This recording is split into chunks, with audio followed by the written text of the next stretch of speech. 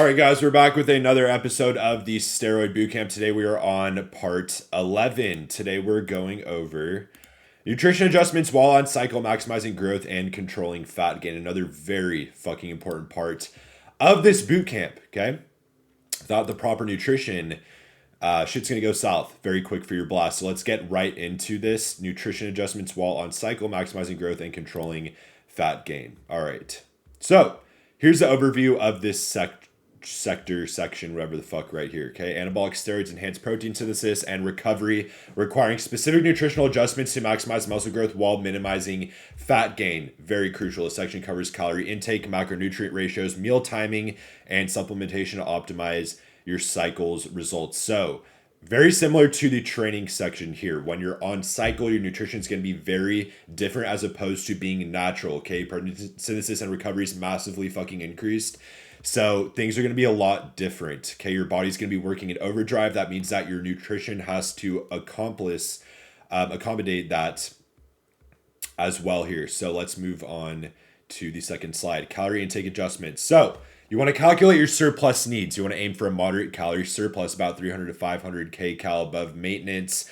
And that is to support muscle growth without excessive fat gain. Kcal is the same as calories. Keep that shit in mind. So this is very important for your surplus, okay? If you're trying to gain muscle, you have to obviously be in a caloric surplus. You want to make sure that your nutrition is accommodating the needs that you're trying to go for. If you're trying to bulk, if you're trying to pack size, you got to be in a surplus. If you're trying to shred, if you're trying to lose the fat, you have to be in a deficit. Calories is everything when it comes to your specific goals. Okay, you want to adjust based on progress. Monitor weight gain. I have to turn that shit off again. Boom. Adjust based on progress. Monitor weight gain about 0.5 to 1 pound per week. You want to adjust calories if gaining too fast or too slow if you're under eating. Okay, this is very important as well. You want to get a very good baseline calorie intake for the cycle, but of course you're not just going to stick with that for the whole blast. Things will consistently adjust, and you have to be on top of your data, track shit, so you know exactly how to adjust this based on your progress. Whether you're gaining weight too quick or too slow, you'll be able to see that based on the data, and you will be able to adjust it properly. You also want to account for increased metabolism. Steroids can boost metabolic rate, recalculate maintenance calories every 2 to 3 weeks into the cycle. A lot of people forget about this shit, okay? When you hop on a blast, your metabolism, of course, is going to increase. That's why the majority of people, when they get on gear, they're going to gain muscle quick while shedding fat and shedding water weight as well, depending on the compound selection. Very common. You have to take this into account with your diet as well, the increase in your metabolic rate. Now moving on here to macronutrient ratios, okay?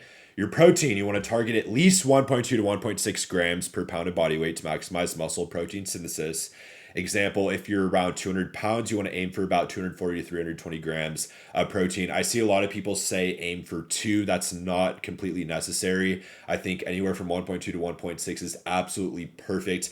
Keep in mind, this is another consistency thing related to the training as well. Whatever you can do for a long period of time, do that shit. You don't want to push yourself into overdrive and be eating like 3 grams of protein per pound of body weight you have. That's not going to be consistent with longevity. That's going to be incredibly difficult to down that many pounds of meat daily. You might be able to do it for a week, maybe a month, maybe a few months, but eventually you're not going to be able to do that for a long period of time. And this is a consistency game. Whatever you can do for a long period of time, stick with it. And the easiest way you're going to do that is by hitting 1.2 to 1.6 grams of protein per pound of body weight you have. Your carbs as well. Prioritize carbs, okay? Especially when packing size. 50 to 55% of your total calories should be carbohydrates. To fuel intense workouts and glycogen replenishment, you want to focus on complex sources: oats, rice, sweet potatoes.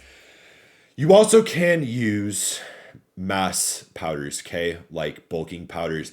It does work. It's just not recommended, okay? Because a lot of the ingredients in there are complete fucking garbage. It's going to take a lot more time to digest.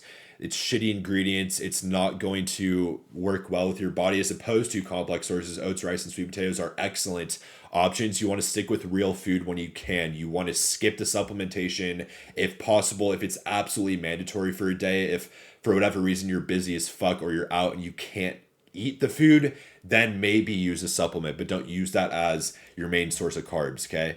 Fats, keep fats moderate, about 20 to 25% of calories. You always want fats to be moderate, never want to have a massive surplus of fats. It's how you gain fat, okay? To support hormone production, prioritize healthy fats, avocado, nuts, and olive oil are great options here.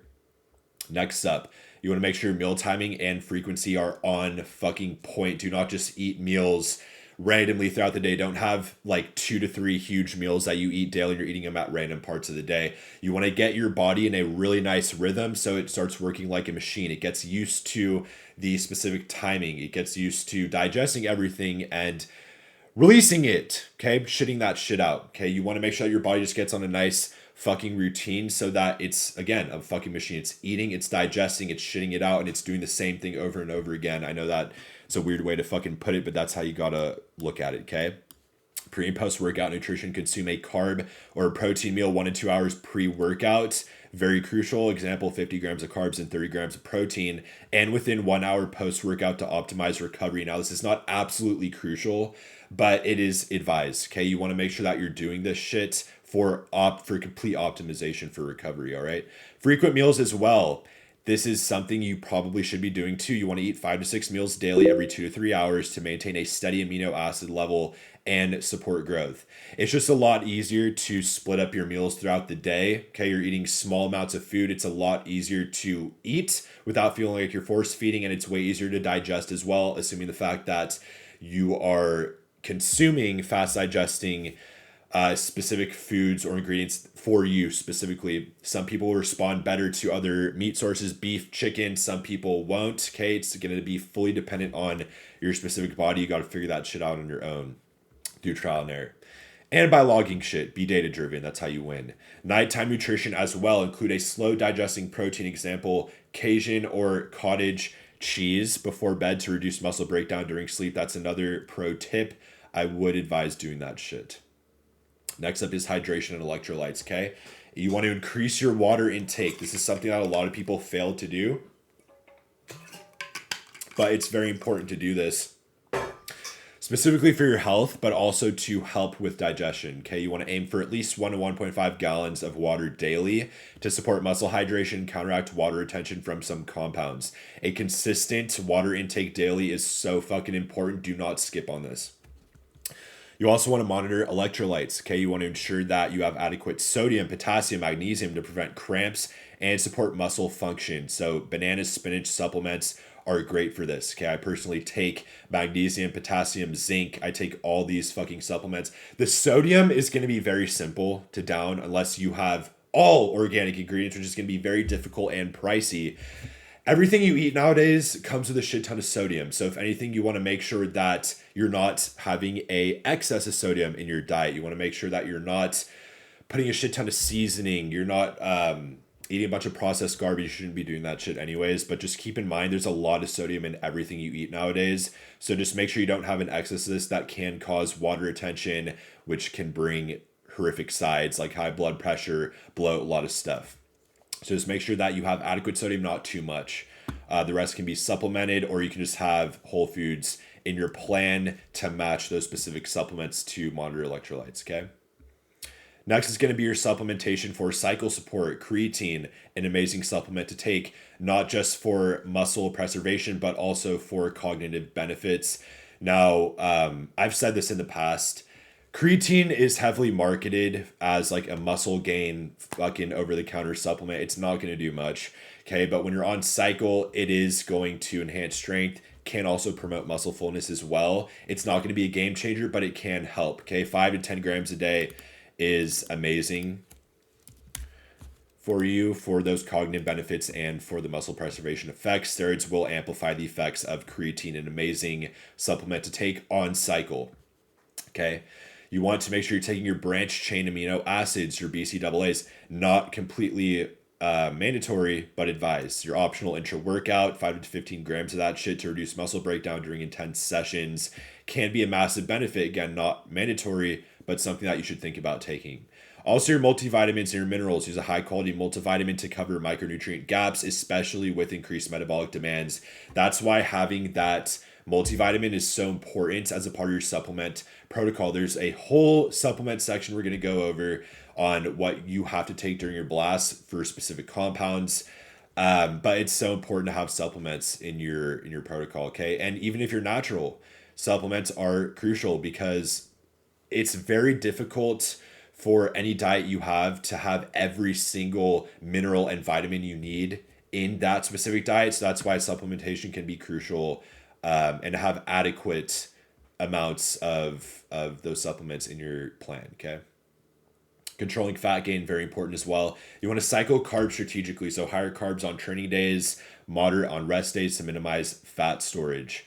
All right, carb cycling is very important. Okay, it's not completely mandatory. None of this shit's completely mandatory, but it will help. All right, the more carbs you take on training days, the more intense your sessions are going to be. The better the pumps are going to be, the more strength you're going to have. It will increase your glycogen storage. It will allow you to perform at your maximum, most optimal state. Okay, but on rest days, you don't need those carbs because you're not training. So if you're taking too many carbs on your rest days, it's going straight to fat. Okay, it's going to overflow and it could be a disaster. So just make sure that you stick to this. It will be beneficial to you.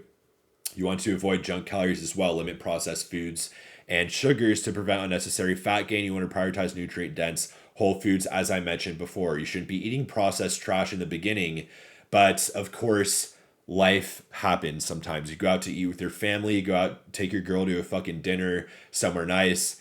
Chances are it's going to be processed garbage unless you're going to like a very healthy place. Anywhere you eat out to nowadays is going to be processed garbage. So just make sure you limit this as much as possible. You're going to be good.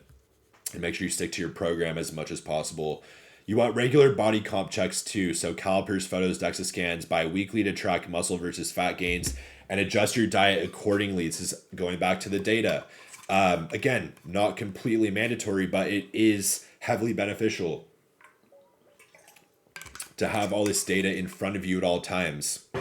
Because if you can see the difference between your muscle and fat gain during the duration of that blast, it's going to help you out tremendously moving forward on what to change. This is a trial and error game with your blast, with your nutrition, with your training, until you get into that optimal flow state where shit just absolutely explodes. You see exponential growth once you get in that flow state, once everything is properly dialed in. The only way you're going to do that is with data in front of you through trial and error. All right. Next up here, we got special considerations for compounds. This is a little, once you get deeper into the game, when you're starting out, go test only, of course, as I've mentioned many, many times. But this is when you get deeper into the game. So wet compounds, example, dianabol, anadrol. You should expect water retention. Dianabol itself is actually a horrific compound. There are way better compounds to take like NPP as opposed to this. But a lot of people will still take the D-ball, okay? So you should expect water retention here. Anadrol is a great compound, but is a very advanced compound, very toxic as well. You want to avoid excessive sodium and simple carbs to minimize bloating with these specific compounds. Now, dry compounds such as VAR and Winnie, these may increase appetite. You want to monitor your calorie intake closely to avoid overeating with these specific compounds. Now, test-based cycles, which you always should have tests as your base with the blast. Higher doses may increase insulin sensitivity. You want to balance your carb intake to avoid fat spillover. There's a lot of very specific nuances for whatever you're taking. Make sure you know what the fuck you're doing with the specific compound in your cycle. Common mistakes to avoid here are going to be overeating. It's very easy when you're brand new to gear to overeat. Your metabolism is going to increase. Your metabolic rate absolutely explodes. Okay, and you will most likely get more hungry as well, unless you're taking a suppressive compound like Retta or something else to suppress that appetite. Most likely it's going to increase.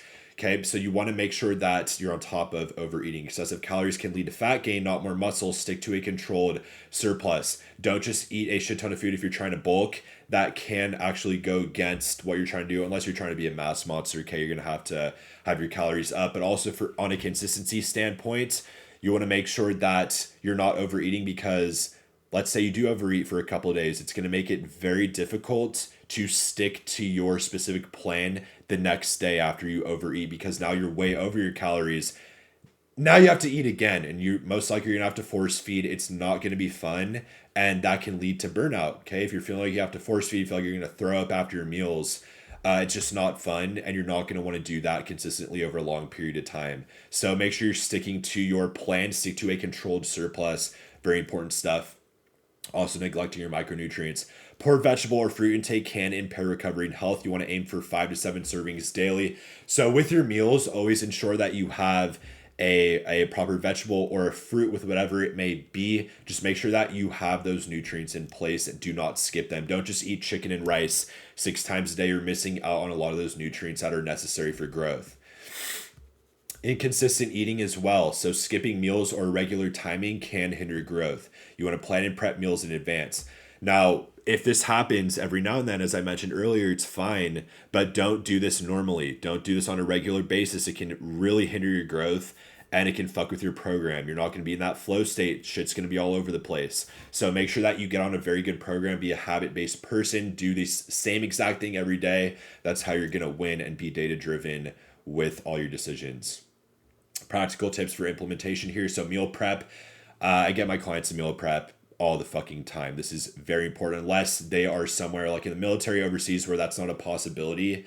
Meal prep is just so fucking convenient. So get in the habit of doing this. Okay. You want to prepare your meals weekly to ensure consistency and adherence to macros.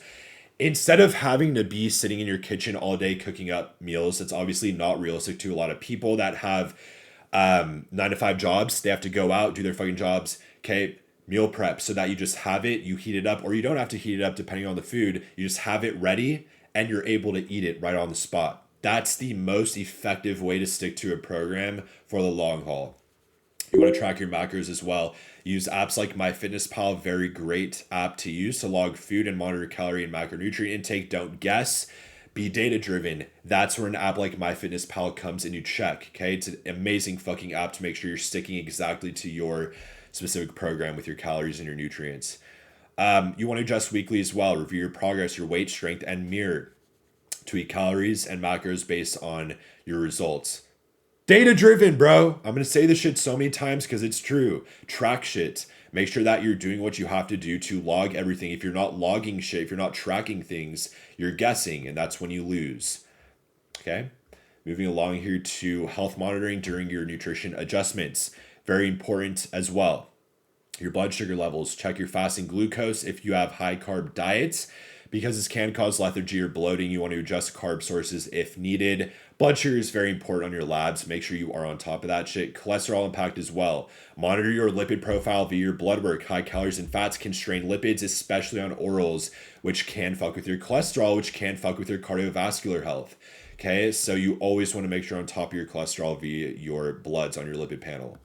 Digestive health as well. Increase fiber, 25 to 35 grams daily to support digestion with a higher food volume. This will allow the food to properly digest and exit the system smoothly. If you don't have necessary fiber, you have a high fucking food volume every day, it's going to be a bitch when you're having to take a shit, bro. Okay? You can run into constipation. It's not going to be fun. It's going to be a lot more difficult for food to fully just get in and get out of your system, which can cause issues with eating future meals. Can cause force feeding, and you don't want to ever feel like you're force feeding on your plan. That's when you know that something's going wrong. So that was this section of nutrition adjustments on cycle. A very good one here. Our next sector is going to be spotting early warning signs of problems, when you adjust or stop. A very fucking important section here. But going back to the nutrition part of this and the training, you just have to understand that everything is different on cycle as opposed to being natural. So that's why adjusting your training, adjusting your nutrition based on the blast, on what compound you're taking, is so important. You absolutely have to have a specific protocol for the cycle. Whether you're new on a test-only blast, whether you're an intermediate or advanced user, your nutrition will depend on the compounds you're taking and what exactly you're trying to achieve with your physique. Whether you're trying to bulk, whether you're trying to shred, it's going to depend on you specifically, and everything is going to depend on your genetics. Okay, because like I mentioned, some people will respond to certain foods in a certain way. Some people will respond poorly to certain foods like chicken, beef. Some people love that shit, can easily down that. Their body works like a machine. Some people can't. They got to stick with fish diets, salmon, tilapia, this type of shit to easily digest. So just know that everyone's different. Your genetics have a huge role in this, and it does come down to tracking data and trial and erroring absolutely everything you can. So as mentioned, we will be back in action with the next part of the series very soon. Like and subscribe if you enjoyed this. Ask any questions you may have in the comments. I will respond, and I will see you guys in the next one. Peace.